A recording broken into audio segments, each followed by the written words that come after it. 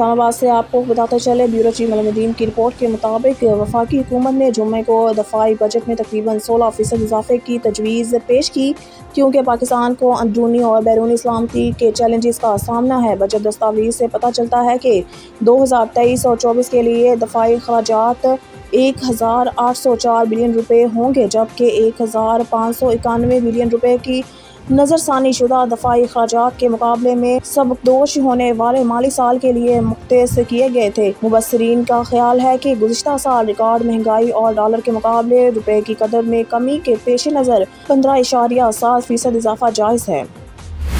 Bureau chief ملک کی report کے مطابق وزیر خزانہ اور محصولات اسحاق ڈار نے جمعے کو کہا کہ اتحادی حکومت اپنے دو طرفہ قرضوں کی تنظیم نو کے لیے دوست ممالک سے بات چیت کر رہی ہے، کیونکہ اس کے مالی معاملات میں نقدی کی کمی ہے۔ قومی اسمبلی میں خسارے کا بجٹ پیش کرنے کے بعد جیو نیوز کے پروگرام آج شاہ زیب خانزادہ کے ساتھ میں گفتگو کرتے ہوئے ڈار نے کہا کہ صاف کہوں، حکومت قرضوں کی تنظیم نو پر کام کر رہی ہے اور ہمارے خود مختار ذخائر جو ہر سال رول اوور ہوتے ہیں جاری رہیں گے۔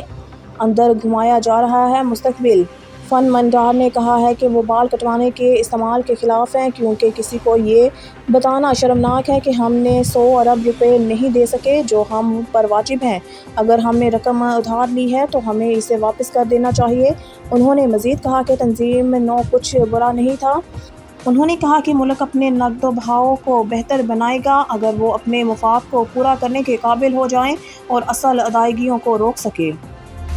شامل کرتے ہیں اسلام آباد سے۔ بیورو چیف ملک کی رپورٹ کے مطابق پاکستان آرمی ایکٹ 1952 کے تحت شہریوں کے مقدمے کو چیلنج کرنے کے لیے سول سوسائٹی کے اراکین کی جانب سے ہفتے کے روز سپریم کورٹ میں ایک آئینی درخواست دائر کی گئی۔ یہ دونوں قوانین احتجاجی توڑ پھوڑ کرنے والوں اور فسادیوں کو سزا دینے کے لیے استعمال کیے گئے ہیں، جنہوں نے ریاستی اور فوجی تنصیبات پر حملہ کیا تھا، بشمول جناح ہاؤس جو اس وقت لاہور کور کمانڈر ہاؤس کے طور پر کام کرتا ہے، اور فوج کے جنرل ہیڈ کوارٹر کو رہائشی اور دیگر نقصانات کے علاوہ حراست اور فوج سے وابستہ سرکاری احاطے۔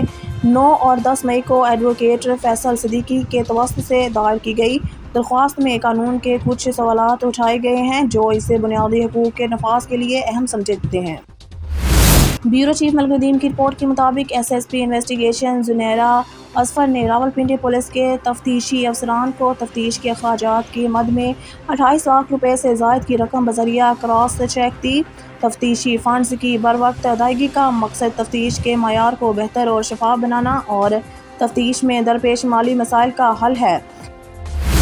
بیورو چیف ملک کی رپورٹ کے مطابق Islamabad capital city police officer doctor Akbar Nasir Khan کے احکامات پر اسلام آباد کیپٹل پولیس کے اہلکاروں کا بنیادی promotion test police line headquarters میں منعقد ہوا۔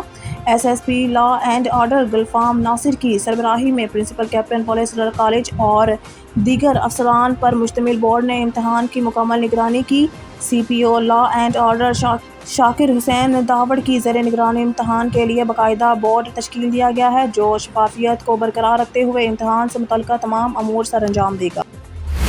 بیورو چیف ملک کی رپورٹ کے مطابق وزیر خزانہ اسحاق ڈار نے ہفتے کے روز کہا ہے کہ پاکستان اپنے دو طرفہ قرضوں کی تنظیم نو کے امکان پر کام کر رہا ہے۔